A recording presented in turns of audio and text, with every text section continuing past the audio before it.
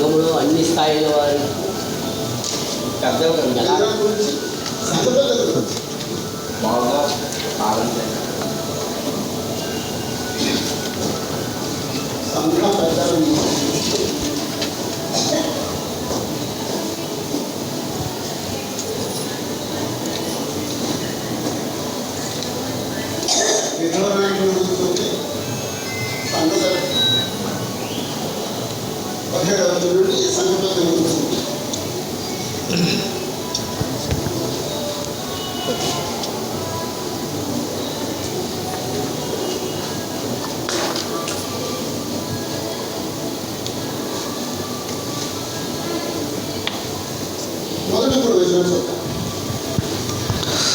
వృద్ధుని గద్దింపక తండ్రిగా భావించి అతన్ని హెచ్చరించుము.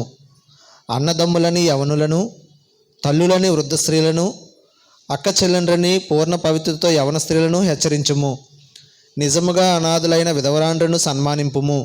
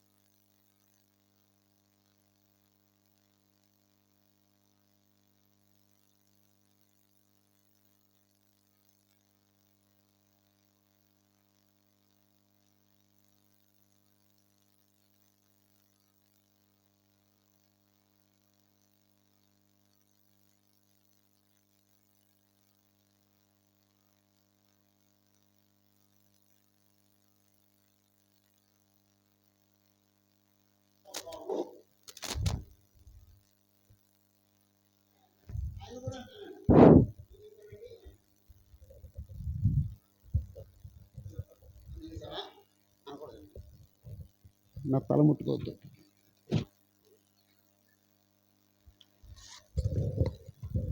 Hello hello. ఓకే, ఇంకా అత్తయ్య అనుకోండి. టిఫిన్ చేశారు అత్తయ్య? టిఫిన్ చేసావా అమ్మాయి? టిఫిన్ చేశారు అత్తయ్య? ఒకవేళ మామయ్య అనుకోండి, మామయ్య టిఫిన్ చేశారండి. తమ్ముడు అనుకోండి, ఒరే తమ్ముడు టిఫిన్ చేసావా? ఒరే అనొచ్చండి. ఒక అక్క అనుకోండి, ఏమైనా టిఫిన్ చేసావా? అది ఏమీ లేకపోతే మాత్రం అది అది అది మొరట మాట అవుద్దండి. ఆ పలకరింపు ఖచ్చితంగా ప్రతి సెంటెన్స్లోనూ ఆ పలకరింపు ఉండాలండి. యారా అన్న అది యారా అని లేకుండా మాట్లాడకూడదండి. ఏమే అనుకుండా మాట్లాడకూడదండి.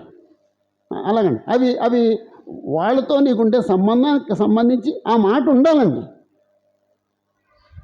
ఇప్పుడు అక్క వచ్చింది, టిఫిన్ చేశారండి అంటావా? టిఫిన్ చేసావా? అలాగే.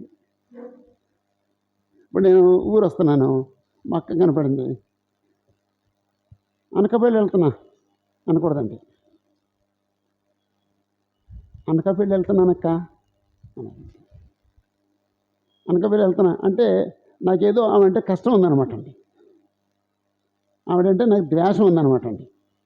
ఆవిడతో ప్రేమగా మాట్లాడే మనసు లేదన్నమాట అండి. అప్పుడే అలా మాట్లాడతానండి. ఇప్పుడు నా భార్యతో నేను అనకాపల్లి వెళ్తున్నా అనకూడదండి. అమ్మాయి నేను అనకాపల్లి వెళ్తున్నానే అంటే అది గౌరవం అండి. మా మా మా పలకని పదండి. అనకాపల్లి వెళ్తున్నానండి.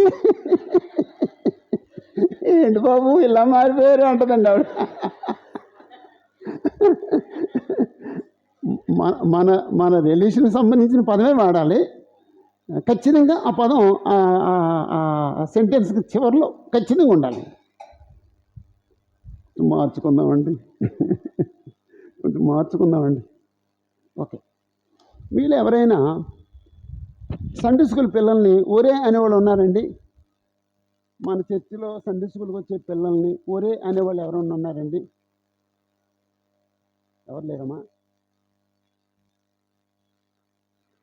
ఎవరున్నారండి? ఎప్పుడు చిన్నపిల్లల్ని ఒరే అనకండి. ఎప్పుడు ఒరే అనకండి.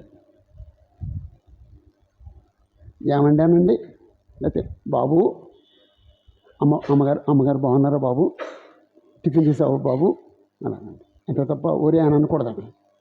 అది అనాగరికం అండి. అంటే నీ మాటలోనే నీ స్థాయి ఏంటో తెలిసిపోతుంది. దయచేసి ఎవరిని ఊరే అనకండి. నేను ఎవరినైనా ఊరే అంటే నా కూతుర్ని అంటాను, నా చిన్న కూతుర్ని అంటాను. ఆడపిల్లలందరినీ ఊరే అంటాను. అంటే ఒకవేళ మీరు మనల్ని అనకపోవచ్చు, నీ కూతుర్ని అంటానమ్మా, ఊరే అంటాను. ఈయన అంటాను ఊరే అని. వీడు మరీ పనికి మొదలాడు. వీడు ఊరే అనొద్దా? మీ పెద్దతను అంటాను ఊరే అని చెప్పి నిన్ను ఊరే అంటాను. వాళ్ళ చెల్లెల్ని అంటాను ఊరే అని. ఆడపిల్లల్ని ఊరే అంటాను నేను. మగ పిల్లల్ని ఏమయ్యా అంటానండి. కావాలంటే ఏమండి అంటానండి. బాబు అంటానండి. అది ధర్మం అండి. కొంచెం మార్చుకుందామండి. లోకంలో ఉన్నట్టు ఉండొద్దు, క్రీస్తు సంఘంలో ఉన్నట్టు ఉందామండి. అంటే దేవుడు ఆ విషయం కూడా మనకి బైబిల్లో రాయించాడండి. బోధకుడు సంఘంలో అన్ని స్థాయిల వారితో ఎలా వ్యవహరించాలో చెప్పాడండి. వయసులో పెద్దవారైన పురుషులతో ఎలా మాట్లాడాలి, యవనస్తులైన మగళ్ళతో ఎలా మాట్లాడాలి, వయసులో పెద్దవారైన స్త్రీలతో ఎలా మాట్లాడాలి, యవనస్తులైన స్త్రీలతో ఎలా మాట్లాడాలి, అనాథులైన విధవరాండ్రితో ఎలా మాట్లాడాలి చెప్పాడండి. అప్పుడు చాలా అలా ఉంచుదామండి, తర్వాత మార్చుకోవచ్చు.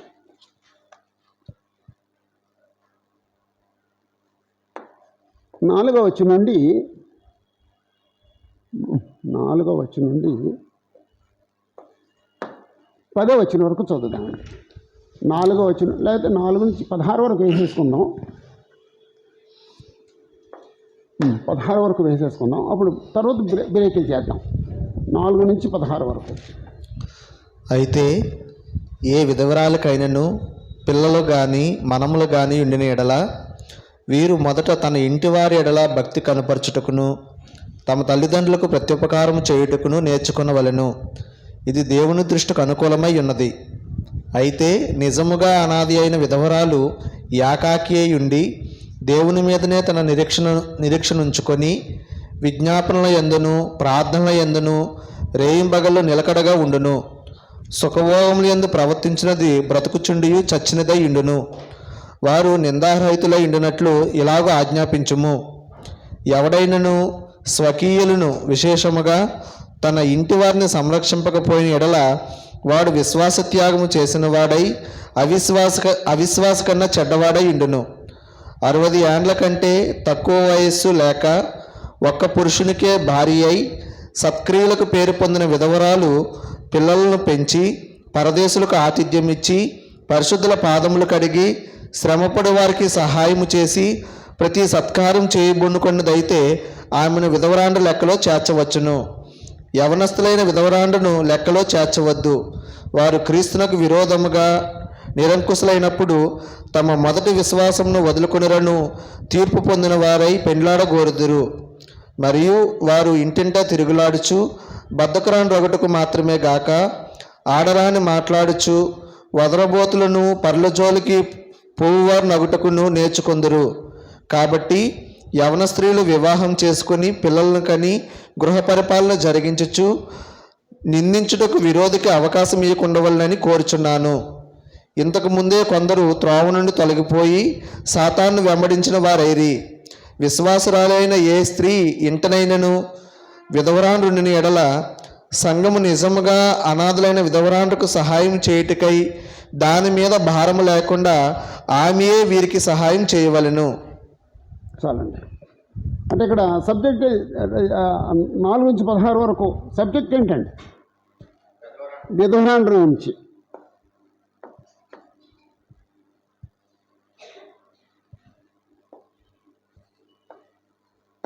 విధవ రాండ్రాను గురించి రాండ్రాను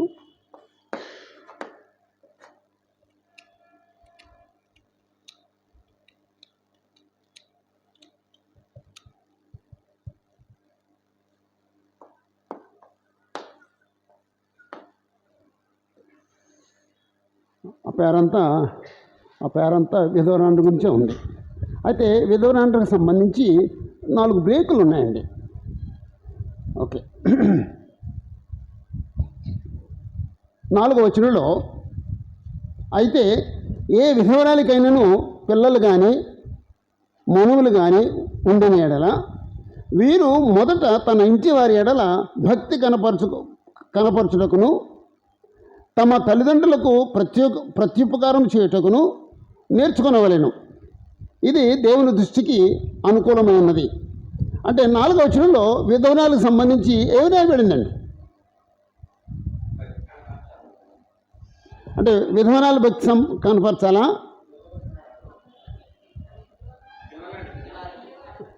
విధవరాలి ఇంటివారు విధవరాలి పట్ల భక్తి కనపరచాలి. అంటే విధవరాలి యొక్క పిల్లలు కానీ విధవరాలి యొక్క మనవలు కానీ మొదట తమ ఇంటి వారి ఎడల లేకపోతే విధవరాలి ఎడల భక్తి కనపరచుటకును నేర్చుకోవాలి.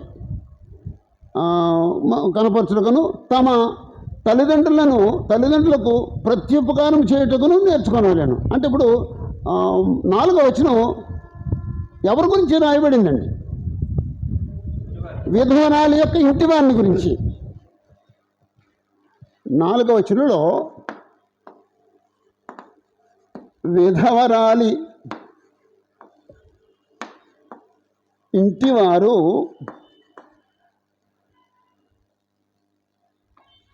వారి పట్ల అంటే విధవరాలి పట్ల భక్తి కనపరచాలి. భక్తి కనుపరచవలెను.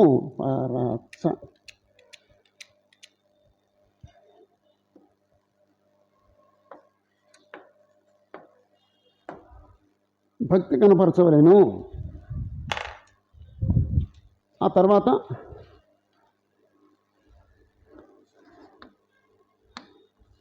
తల్లిదండ్రులకు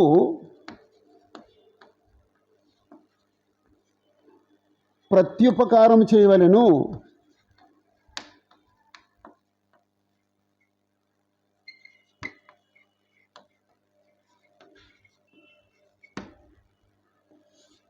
ప్రత్యుపకారము అంటే ప్రతి ఉపకారం. వారు ఉపకారం చేశారు, తిరిగి ఉపకారం చేయడం.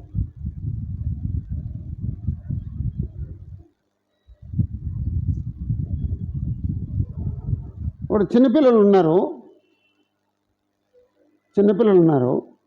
చిన్నపిల్లలు ఎప్పుడు దిక్కులేళ్ళు అవుతారండి. అమ్మ చచ్చిపోతే, నాన్న చచ్చిపోతే. ఇప్పుడు ఈ ముసలోళ్ళు పెద్దోళ్ళు అయ్యారండి, లేకపోతే ఆ పిల్లలు, ఆ చిన్నపిల్లలు పెద్దోళ్ళు అయ్యారండి.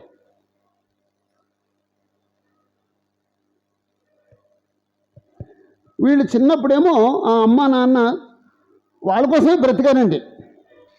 నాన్న వాళ్ళ కోసమే సంపాదిస్తాడండి. అమ్మ వాళ్ళ కోసమే వంట చేద్ది, బట్టలు ఉద్ది, ఏం చేసినా వాళ్ళ కోసమే చేద్దాయి. సరే, వాళ్ళు ముసలోళ్ళు అయిపోయి వీళ్ళు పెద్దోళ్ళు అయ్యారు. అంటే వాళ్ళ స్థాయికి వీళ్ళు వచ్చేసారు. ఇప్పుడున్న ముసలోళ్ళు ఎప్పుడు దిక్కులేని వాళ్ళు అవుతారండి. ఆ పిల్లలు చచ్చిపోతాను, చూడకపోతానా, వాళ్ళని ఎప్పుడు దిక్కులేనిలాగా చేయలేదండి తల్లి తండ్రిని. కానీ వీళ్ళు బ్రతికుండి కూడా వాళ్ళని దిక్కులేని చేస్తున్నారండి. చాలా చోట్ల వయసులో పెద్దవాళ్ళు దిక్కులేని వాళ్ళండి. వయసులో పెద్దవారు ఇప్పుడు దిక్కులేని వాళ్ళండి. వాళ్ళ అమ్మ నాన్న ఎప్పుడో చచ్చిపోయి ఉంటారు. కొడుకు కూతురుండి కూడా చూడరండి. కావాలంటే అమెరికా వెళ్ళిపోతారు తప్ప, కావాలంటే ఇంకెక్కడైనా విదేశాలకు వెళ్ళిపోతారు తప్ప, వాళ్ళు బాగా సంపాదించుకుంటారు తప్ప, అక్కడ లగ్జరీగా బ్రతుకుతారు తప్ప అమ్మ నాన్నల కోసం త్యాగం చేయాలండి. పిల్లలకి అనేసి ఎవరైనా ఏ అమ్మన్న నాన్న అమెరికా వెళ్ళిపోతారండి. వాళ్ళ కోసం జీవితం అంతా త్యాగం చేస్తారండి. కానీ ఇప్పుడు పిల్లలు త్యాగం చేయరండి. నువ్వేమైపో నాకు అనవసరం. సార్ ఆపేయండి.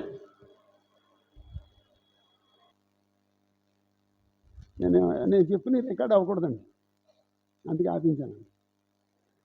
అంత వరస్ట్గా ఉందండి లోకం, అంత వరస్ట్గా ఉందండి. మా నాన్నగారి కోసం నేను ఉద్యోగం మానేశాను అన్నవాడు కావాలండి. మా అమ్మ కోసం నేను ఉద్యోగం మానేశాను.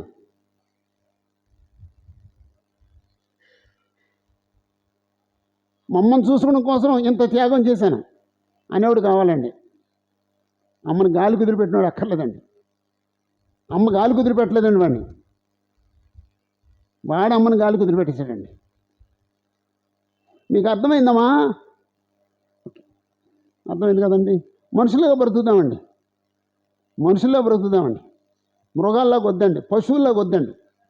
పశువు కనేస్తుంది, కొన్ని రోజులు పాలిస్తుంది, ఆ తర్వాత ఆ పిల్ల పశువు అమ్మను తన్నుద్ది,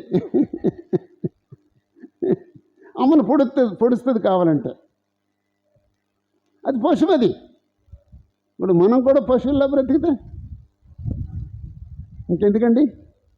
ఇంకెందుకండి బ్రతుకు, ఇంకెందుకండి జీవితం? ఓకే, విధవరాలు యొక్క ఇంటి వారు ఎలా ఉండాలో చెప్పాడండి. భక్తి కనపరచాలంటే వాళ్ళ సంతోషం ఉండేటివి చూడాలన్నమాట అండి. వాళ్ళని గౌరవించాలండి, వాళ్ళకి ప్రత్యుపకారం చేయాలండి. 5వ వచనంలో అయితే నిజముగా అనాథైన విధవరాలు ఏకాకి అయ్యిండి దేవుని మీదనే తన నిరీక్షణ ఎంచుకొని విజ్ఞాపనలు ప్రార్థనలు ఎందును రేయింబగళ్ళు నిలకడగా ఉండును. అప్పుడే 5వ వచనంలో ఎవరి గురించి మాట్లాడాడండి?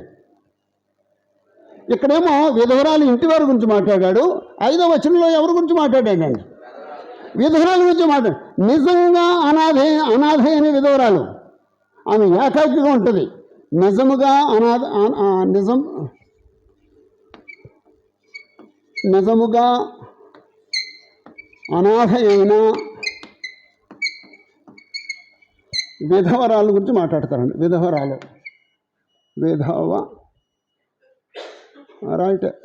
విధవరాల గురించి మాట్లాడారండి. ఆమె ఎలా ఉంటుందటండి? ఏకాకి అయి ఉంటుందటండి. ఏకాకిగా ఉంటే అది ఆమె నిజంగా విధవరాలు. ఎవరైనా ఉంటే ఆమెను పోషించేవాళ్ళు ఎవరున్నారు? విధవరాలే కానీ ఎవరు పోషించేవాళ్ళు, అనాథ కాదు. ఏకాకిగా ఉంటుంది. దేవుని మీదే తన నిరీక్షణ ఉంచుకుంటుంది. ఎప్పుడు విజ్ఞాపనలు ప్రార్థనలు చేస్తూ ఉంటుంది. వేయింబగళ్ళు నిలకడగా ఉంటుంది. అంటే నిజంగా విధవరాలు ఎలాగుంటుంది ఇప్పుడండి. అప్పుడు ఇక్కడ మీరు సబ్ పాయింట్స్ రాసుకోండి. ఒకటి, ఏకాకి ఉంటుంది.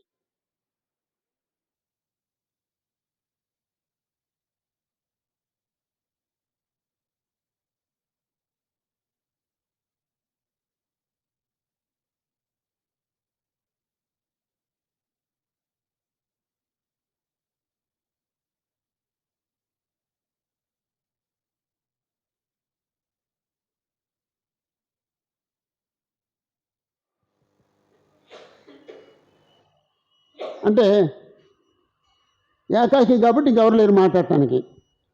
కొడుకు లేడు మాట్లాడటానికి, కూతురు లేదు మాట్లాడటానికి.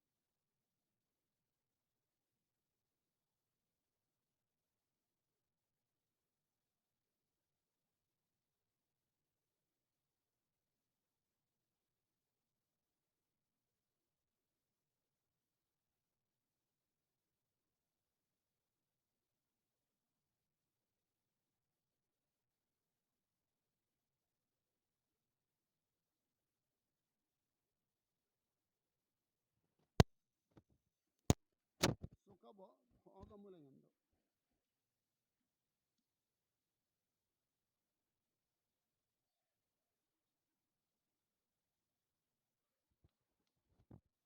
ప్రవర్తిస్తే,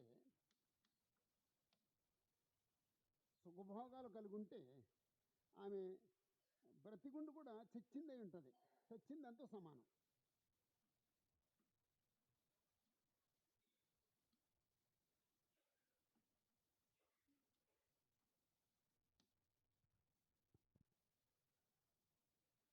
ఆమె బ్రతుకున్నా సరే చచ్చిపోయిందంతా సమానం. అంటే మన అలంకరణ, మన వస్త్రధారణ మన స్థాయికి మించి ఉండకూడదండి. ఇప్పుడు 70 సంవత్సరాలు 60 సంవత్సరాలు నిండిపోయిన మనిషి ఇక్కడ నుంచి ఇక్కడ వరకు గాజులైతే ఎలా ఉంటుందండి?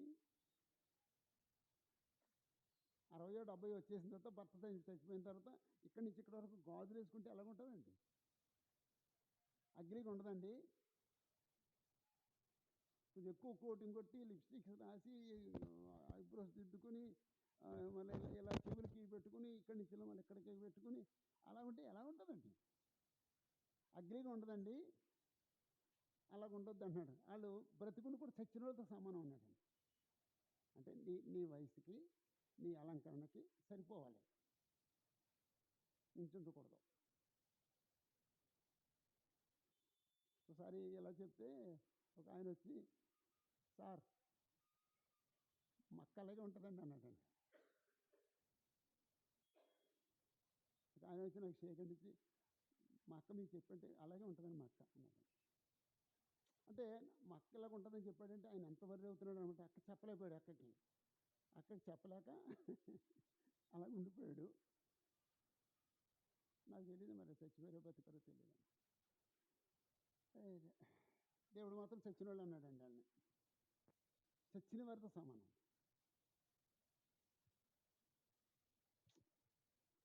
ఏమో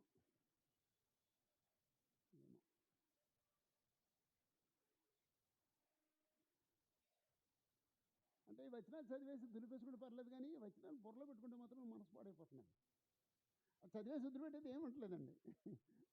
బుర్రలో పెట్టుకుంటే మాత్రం మనసు పాడైపోతుందండి.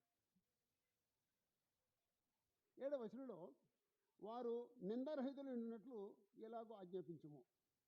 వారు అంటే విధవరాల గురించే మాట్లాడుతున్నాడు. నిందారహితులుగా ఉండేటట్లుగా ఆజ్ఞాపించు.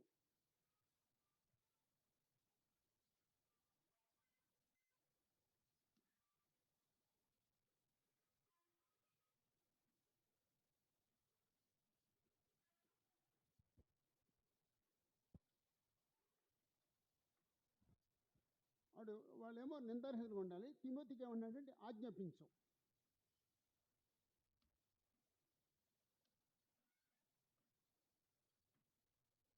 ఆజ్ఞాపించు.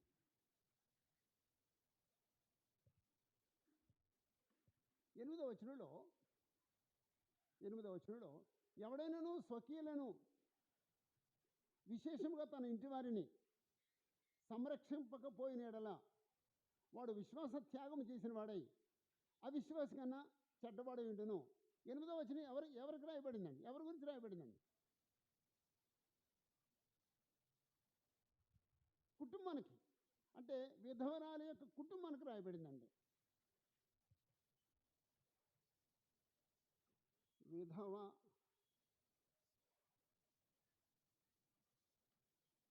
విధవరాలి యొక్క కుటుంబము ఎలాగ ఉండాలటండి? విధవరాలి కుటుంబం స్వకీయులను విశేషంగా తన ఇంటి వారిని సంరక్షించాలి. ఒకవేళ సంరక్షించకపోతే విశ్వాస త్యాగం చేసిన వాడే అవిశ్వాసం కంటే చెడ్డు. అంటే విశ్వాసం త్యాగం చేసిన వాడటండి. మరి చర్చకొస్తాడు కానీ దేవుని దృష్టిలో విశ్వాస త్యాగం చేసినవాడు దేవుని దృష్టిలో అవిశ్వాసం కంటే చెడ్డోడు. ఇంటి వారి గురించి మాట్లాడుతున్నాడు. స్వకీయులను రక్షించాలి అన్నాడండి.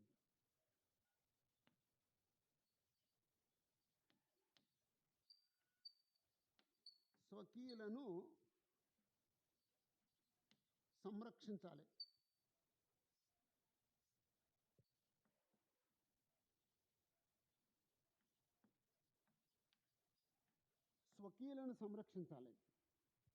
ఒకవేళ స్వకీయులను సంరక్షించకపోతే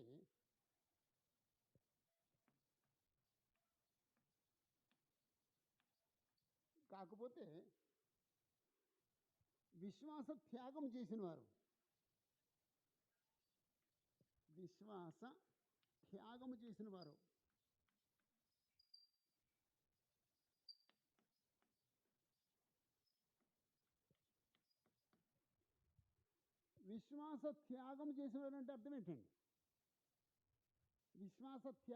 వాళ్ళు అంటే అర్థం ఏంటండి? విడిచిపెట్టేసిన వాళ్ళండి. విశ్వాసాన్ని విడిచిపెట్టేసిన వాళ్ళండి. నాకు క్రిస్టియానిటీ అక్కర్లేదని విడిచిపెట్టేసిన వాళ్ళండి. విశ్వాస త్యాగం చేసిన వారే అవిశ్వాసం కంటే చెడ్డవాళ్ళు.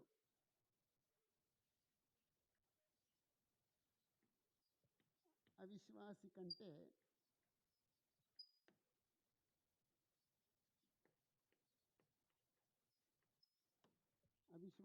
చెడ్డవారు.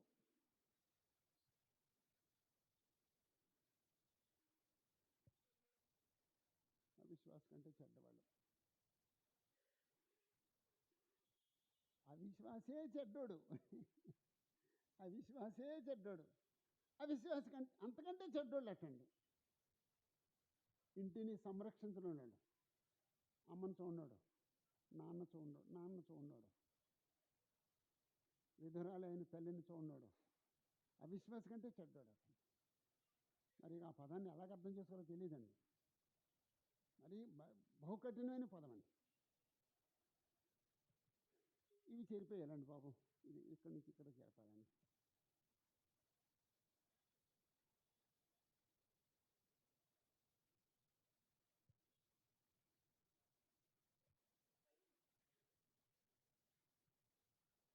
ఒకటి 3 దగ్గర నుంచి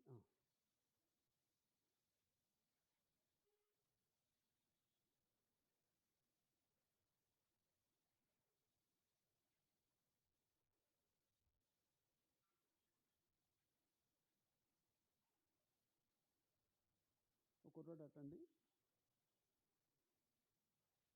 అమ్మని చంపేసి సోఫాలో కూర్చొని టీవీ చూస్తున్నాడు. అమ్మని చంపానని ఫీలింగ్ కూడా లేదట్టండి.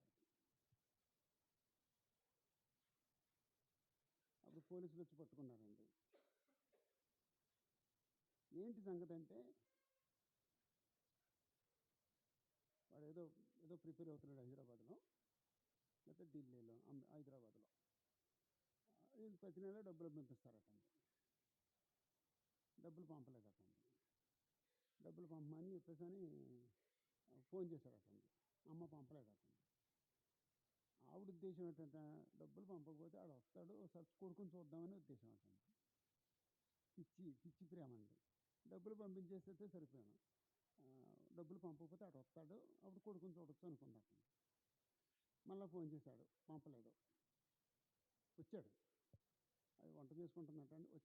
వచ్చిన వెంటనే వంటగదిలో కూరగాయల కోసం ఏదో ఉంటాయి, కత్తిపెట్ట ఉంటుంది కదండి, కత్తిపెడతో అంటే ఒక నరుకు కాదండి, చాలా నరుకులు నరికేశాడు అతను. పడిపోయి రక్తంలో కొట్టుకుంటున్నాడు. అది కత్తాడు పడేసి అప్పుడు సోఫాలో కూర్చొని టీవీ పెట్టుకుని చూస్తున్నాడు. అయ్యి బాబోయ్, ఇలాంటి పిల్లల్ని కన్నామా అనిపించింది నాకు. చాలా రోజంతా నేను మీరు ఎవరైనా విన్నారండి? చూడలేదండి? చూసామ్మా, పేపర్లు వచ్చిందండి. ఏమో మొదటి నుంచి కూడా పిల్లలకి ప్రేమని నేర్పండి, దయ నేర్పండి, హాని చేయని గుణం నేర్పండి. పిల్లల్ని మనుషుల్లో తయారు చేయండి.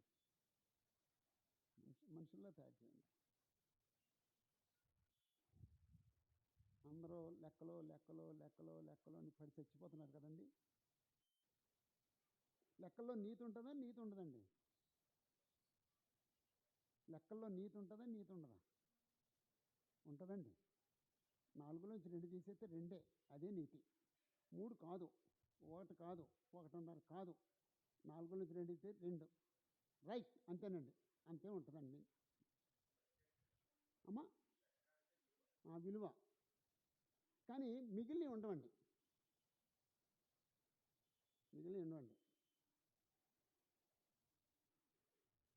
ఆ ఇంజనీరింగ్లోనూ కాస్త నీతికి సంబంధించిన మారల్ క్లాసెస్ అని ఉంటే బాగుంటుందేమోనండి. ఉండవు కదమ్మా? ఉండవండి అమ్మా. హై స్కూల్లో ఉండలేదు. మాకు చిన్నప్పుడు అలాగే ఉండేది కాదండి. నాకు మారల్ క్లాస్ ఉండేదండి. ప్రతి మాస్టారు ఏ సబ్జెక్ట్ చెప్పినా సరే మారల్ లైఫ్ చెప్పేవారండి. ఏ మాస్టర్ అయినా సరే అండి. మా చిన్నప్పుడు మా మేస్టర్ కథ చెప్పారండి. రావణాసురుడు ఈ ఎవరు ఇవన్నీ తీసుకుపోయాడండి, సీతను తీసుకుపోయాడటండి. సరే రాముడు వచ్చిన తర్వాత ఏది మీ వదినంటే రావణాసురుడు తీసుకుపోయాడు ఏదో చెప్పాడండి. రావణుడు తీసుకుపోయాడు అని చెప్పాడు. సరే మనం వెతుకుదారా అని రాముడును లక్ష్మణుడు కలిసి వెళ్తున్నారట. వెళ్తున్నప్పుడు ఈ పాపిడిలో పెట్టుకుంటారు వస్తువు, బంగారు వస్తువు, పాపిడి బిందె, అది కనపడిందట రాముడికి. హలో మాస్టరు, ఈ కథ వెళ్ళు, నీకోసమే చెప్తున్నా ఈ కథ. అప్పుడు ఆ రాముడు అది తీసి, లక్ష్మణ ఇది మీ వద్దిందేనా అని అడిగాడట. తెలీదన్నయ్య అన్నాడట. విన్నారండి? సరే ఇంకా కొంచెం ముందుకు వెళ్ళిన తర్వాత ఈ మెళ్ళ వేసుకునేది, అమ్మ నమస్తే అమ్మ, మెళ్ళ వేసుకుని దొరికిందటండి. అది తీసి లక్ష్మణ ఇది నీ వద్దిందే అని అన్నాడు. తెలీదన్నయ్య. ఇంకా కొంచెం ముందుకు వెళ్ళిన తర్వాత వడ్డాణం కనపడిందట. ఆ వడ్డాణం తీసి లక్ష్మణ ఇది మీ వద్దిందే అని అంటే తెలీదన్నయ్య అన్నాడు. ఇలాగా అన్నీ అయిపోయిన తర్వాత చివరికి వెళ్ళిన తర్వాత చుట్లు కనబడ్డాయటండి. ఆ చుట్లు కనబడితే లక్ష్మణ ఇది మీ వదింది అని అంటే మా వదింది అన్నయ్య. నీతి ఏంటమ్మా? ఓహో మిమ్మల్ని అడగకూడదు. నీతి ఏంటండి? ఏంటో అంతే. ఎవరైనా ఒక స్త్రీని చూస్తే పాదాలే చూడాలన్నమాట అండి. నీతి కదండి అది. ఇంజనీరింగ్లో చెప్పారండి, అందుకే అలా తయారయ్యారండి. మనం దరిద్రులు తయారు చేస్తున్నామండి, దరిద్రులు తయారు చేస్తున్నామండి, హృదయం లేని వాళ్ళు తయారు చేస్తున్నామండి, నీతి నియమాలు లేని వాళ్ళు తయారు చేస్తున్నామండి, అమ్మ విలువ తెలియని వాళ్ళు తయారు చేస్తున్నామండి, నాన్న విలువ తెలియని వాళ్ళు తయారు చేస్తున్నామండి, సమాజ విలువ తెలియని వాళ్ళు తయారు చేస్తున్నామండి. అది ఎంతసేపు డబ్బు సంపాదించు, డబ్బు సంపాదించు, డబ్బు సంపాదించు, డబ్బు సంపాదించండి. కనీసం మీరన్నా కొడుకు ఎక్కడన్నా ఇంజనీర్ చదువుతుంటే ప్రతిరోజు ఫోన్ చేసి ఆడికి ఒక నీతి కథ చెప్పండి, దేవుడి గురించి చెప్పండి. దేవుడి కంటే నీతి మంత్రి ఎవరు ఉన్నాడండి? ధర్మశాస్త్రం కంటే నీతి కలది ఏముందండి?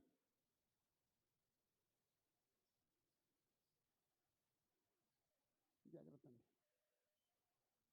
జాగ్రత్త అండి.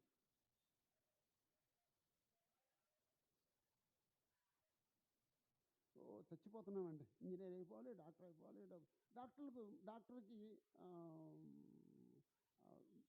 మనిషి విలువలు తెలుస్తాయండి, కానీ డబ్బు పిచ్చి పెట్టద్దండి. వాళ్ళకి పోటీ పడిపోతారండి. అంటే వీడికి లేకపోయినా ఆడు సంపాదించేస్తున్నాడని ఈడు మొదలెడతాడండి. ఆడు పెద్ద కారు కొంటే ఈడు 10 లక్షల కారు కొంటే ఈడు 20 లక్షల కారు కొంటాడండి. అంటే ఇప్పుడు డాక్టర్ల మధ్య పోటీ అండి. ఆయనకంటే నేను ఎక్కువ డబ్బు ఆయనకంటే ఎక్కువ నేను ఆస్తి సంపాదించేసేది అండి. డాక్టర్లకు విలువ తెలుసు, మనిషి విలువ తెలుసండి, ప్రాణ విలువ తెలుసండి.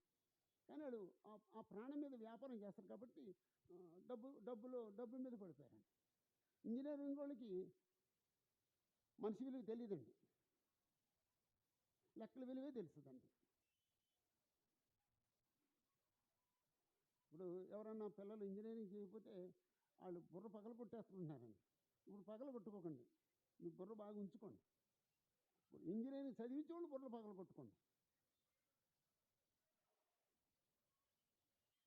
ఓకే. 9వ వచనంలో 9, 10 వచనాలు కలిసి ఉంటాయండి. 9, 10 వచనాల్లో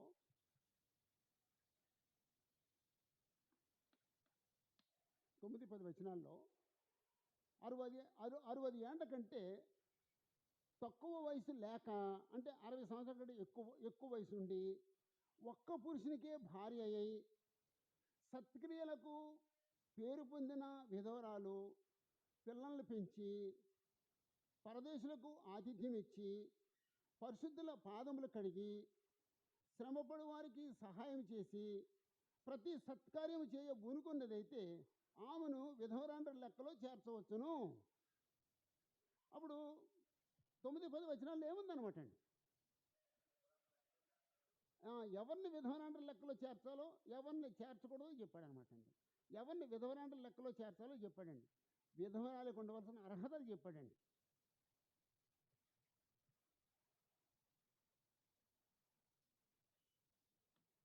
విధవరాలి కుండవలసిన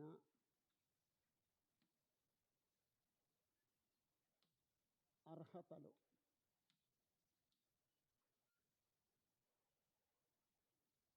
లెక్కలో చేర్చాలంటే అంటే మనకి సంఘంలో విధవరాళ్ళ లెక్క ఉండాలన్నమాట అండి. విధవరాళ్ళ లిస్ట్ ఉండాలన్నమాట అండి. అయ్యా మీ సంఘంలో విధవరాళ్ళ లిస్ట్ ఉంటుందండి? ఉంటుంది. ఎందుకంటే ప్రతి సంవత్సరం బట్టలు పెడతారు, మొదటి నుంచి ఉంది అది. మీ సంఘంలో విధవరాళ్ళ లిస్ట్ ఉంటుందండి? మీరు చిన్న సంఘం అప్పుడే ఏర్పడదాం. మీ సంఘంలో విధవరాళ్ళ లిస్ట్ ఉంటుందండి? ఉందండి. మీ సంఘంలో విధవరాళ్ళ లిస్ట్ ఉందండి? లేదండి. ఇది కొత్తగా ప్రారంభించబడింది. విధవరాళ్ళ లిస్ట్ ఉందండి? లేదండి. విధవరాళ్ళ లిస్ట్ ఉంటుందండి? విధవరాళ్ళ లిస్ట్ ఉంటుందండి? విధవరాళ్ళ లిస్ట్ ఉందండి? యాక్చువల్గా సంఘంలో పురుషులు ఎంతమంది, స్త్రీలు ఎంతమంది, యవనస్తులు ఎంతమంది, అమ్మ పిల్లలు అంటే యవనస్తులు పిల్లలు ఉంటారు సంఘంలో. పిల్లలు ఉంటాయండి సంఘంలోను. వాళ్ళు కన్వర్ట్ అయ్యేటికి యవనస్తులు అయిపోతారు. ఆ తర్వాత పీజీ చేసిన వాళ్ళు ఎంతమంది, డిగ్రీ వరకు చదివిన వాళ్ళు ఎంతమంది, విద్యావిహీనులు ఎంతమంది, కూలి పని చేసుకునే వాళ్ళు ఎంతమంది, ఆ లిస్టులో ఉండాలండి. విధవర అంటే ఎంతమంది, నిజంగా విధవర అంటే ఎంతమంది, ఫెయిత్ఫుల్ ఎంతమంది, అన్ఫెయిత్ఫుల్ ఎంతమంది, ఆరాధన ఎగ్గొట్టేసేవాళ్ళు ఎంతమంది, ఆరాధన మానకుండా ఉండేవాళ్ళు ఎంతమంది, ఆలస్యంగా వచ్చేవాళ్ళు ఎంతమంది, అరగంట లేటుగా వచ్చేవాళ్ళు ఎంతమంది, 45 నిమిషాలు లేటుగా వచ్చేవాళ్ళు ఎంతమంది, గంట లేటుగా వచ్చేవాళ్ళు ఎంతమంది. నాకు ఒక విధవర అనుకుండవలసిన అర్హత చెప్పుకున్నాను మనం. సిన్సియర్గా అదే చెప్పుకున్నామండి. 1, 60 ఏండ్ల కంటే తక్కువ వయసు లేని వాళ్ళు. అంటే ఏంటండి? 2 నెగిటివ్స్ వచ్చాయి. 60 సంవత్సరాల కంటే ఎక్కువ వయసు ఉన్నవాళ్ళు. 60 సంవత్సరముల కంటే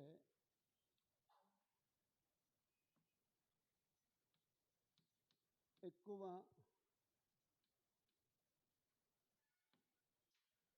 వయసున్నవారు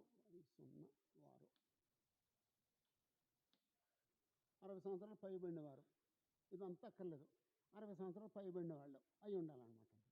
అంటే మనం ఏం చేస్తామంటే 50 సంవత్సరాలు ఉన్న భర్త చనిపోతే విధవరాళ్ళ లెక్కలో చేర్చి ఆమెకి కొంచెం సహాయం చేస్తామండి. మేము ఏలూరులో అలాగే చేస్తామండి. అది 60 సంవత్సరాల పైవేళ్ళ గురించి ఆలోచించామండి. భర్త చనిపోతే ఆమెకి ఒక రాబడి తగ్గింది కాబట్టి మనం కొంచెం సహాయం చేద్దాం అనుకుంటామండి. అంటే బైబిల్ ప్రకారంగా అక్కడ ఇవ్వబడిన అర్హత ఏమిటంటే 60 సంవత్సరాలు పైబడిన వ్యక్తి విధవరాల లెక్కలో చేర్చాలి. 2, ఒక్క పురుషునికే భార్య అయి ఉన్న ఒక్క పురుషునికే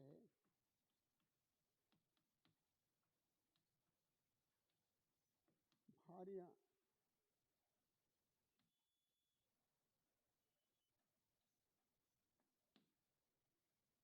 అంటే రెండో పెళ్లి చేసుకొని వ్యక్తి ఉండాలన్నమాట. అంటే యాక్చువల్గా భర్త చనిపోయిన తర్వాత రెండో పెళ్లి చేసుకుంటారండి. భార్య చనిపోయిన తర్వాత రెండో పెళ్లి చేసుకుంటారండి. కానీ రెండో పెళ్లి చేసుకున్న వాళ్ళు చాలా అర్హతలు కోల్పోతారండి. ఒకవేళ రెండో పెళ్లి చేసుకున్న తర్వాత రెండో భర్త కూడా చనిపోయాడు, ఆమెను విధవరాల లెక్కలో చేర్చొచ్చండి? చేర్చకూడదండి. అలాగనమాట అండి. అంటే రెండో పెళ్ళి అనేది చాలా చాలా అర్హతలు తగ్గించేస్తుందండి.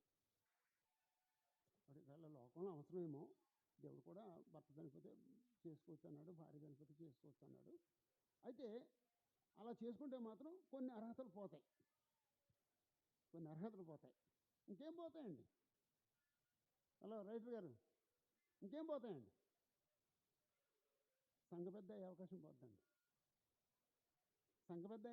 పోద్దండి. ఇంకంతకంటే నష్టమేముందండి? అయ్యే అవకాశం పోద్దండి. ఓకే, బ్రతకలేనప్పుడు అవసరమైనప్పుడు రెండో పెళ్లి చేసుకోవాలి, కానీ దానివల్ల మాత్రం కొన్ని కొన్ని మనం పోగొట్టుకుంటాం, అది గ్రహించాలండి. మనం బ్రేక్ తీసుకుందాం, మళ్ళీ వచ్చిన తర్వాత చదువుదామండి.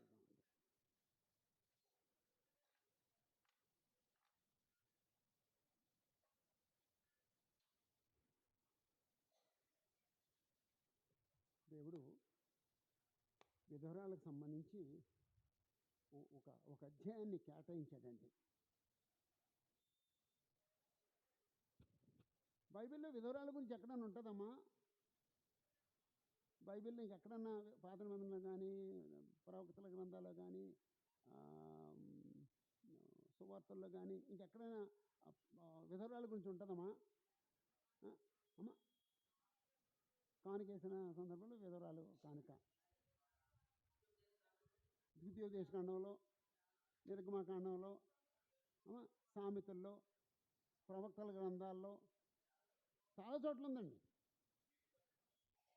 చాలా చోట్ల ఉందండి. ఒకవేళ ఎవరైనా విధవరాలు ఉంటే భర్త ఉన్నప్పుడు దేవుడు వాళ్ళిద్దరికి తండ్రి, దేవుడు బాధ్యత తీసుకుంటాడు. భర్త చనిపోయాడు, విధవరాలు ఏకాకి అయిపోయింది. అప్పుడు దేవుడు ఆమెకి ఎంత సపోర్ట్ చేస్తాడండి? భర్త ఉన్నప్పుడు చేసే అంత సపోర్ట్ ఏముంటుందో, లేకపోతే ఇంకా ఎక్కువ ఉంటుంది సపోర్ట్? ఇంకా ఎక్కువ ఉంటుందండి. అదండి. లేదా ఎవరైనా విధవరాలు ఉంటే దేవుడు వాళ్ళ పక్షంగా ఉంటాడండి. దేవుడు వాళ్ళ పక్షంగా ఉంటాడండి. ఎవరైనా వాళ్ళని తృణీకరిస్తే వాళ్ళు దేవుడికి ఏమవుతారండి? శత్రువులు అవుతారండి, విరోధులు అవుతారండి. జాగ్రత్త అండి. అమ్మా, అంతేనండి. దేవుడు వాళ్ళకి శత్రువు అవుతాడండి. ఎప్పుడు కూడా విధవరాలని నిర్లక్ష్యం చేయకూడదండి. ఎంతో జాలిపడాలండి, ఎంతో ప్రేమించాలండి. అది మానవత్వం అండి, అది అనుభవం అండి. లేఖనాలు తెలిసిన వారు అలా ప్రవర్తిస్తారండి, లేఖనాలు తెలియని వాళ్ళు అలా ప్రవర్తించరండి. వాక్యం తెలిసిన వాళ్ళు ప్రవర్తిస్తారండి, వాక్యం చేత నడిపించబడే వాళ్ళు ప్రవర్తిస్తారండి. అలాగండి. బ్రేక్ తీసుకుందామండి.